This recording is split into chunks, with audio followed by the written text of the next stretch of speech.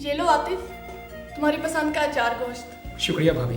भाई आज तो मैंने सारी डिशें आतिफ की पसंद को सामने रखते हुए बनाई हैं। अरे रुबीना, तुमने क्यों हाथ खींच लिया? बस भाभी, बहुत खा लिया। अभी तो तुम्हारे मियाँ की मनपसंद स्वीट डिश भी तैयार है। भाभी आपने तो कमाल ही कर दिया। बस दिल तो चाहता है खाता जाऊं, बस खाता ही जाऊं।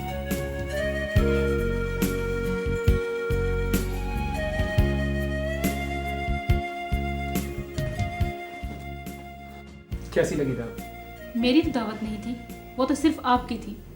मैं तो बस वैसे ही। कैसी बातें करती हो? दावत हम दोनों की थी।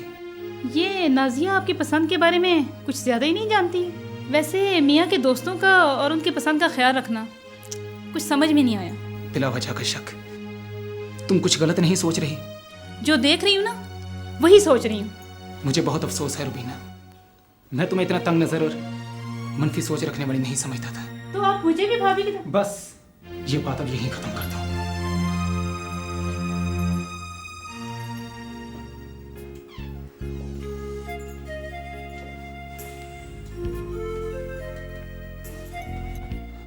कैसी लगी दावत? बहुत ही अच्छी, हर डिश लाजवाब थी। और भाभी तो इतनी अच्छी ख्याल रखने वाली खातून है कि बस मज़ा आ गया। आज तो मुझे वहाँ से बहुत सारी बातों का पता चला है। कौन सी बातें? कि मेहमानों को सर्व कैसे करते हैं, अच्छा। और यही कि आपके पसंदीदा खाने, कपड़े और पसंदीदा कलर कौन कौन से हैं।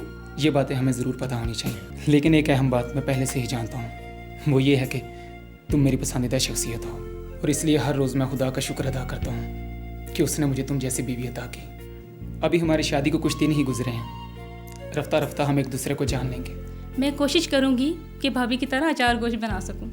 मैं तुम्हें एक राज की बात बताऊँ, भाभी वाकई बहुत अच्छा पकाती हैं, लेकिन अचार गोश्त चाहे जितना अच्छा हो मुझे पसंद नहीं। वहाँ तो आप अचार गोश्त की बड़ी तारीफ कर रहे थे। भाई क्या करता, मेज़बान की तारीफ तो करना ही पड़ती है।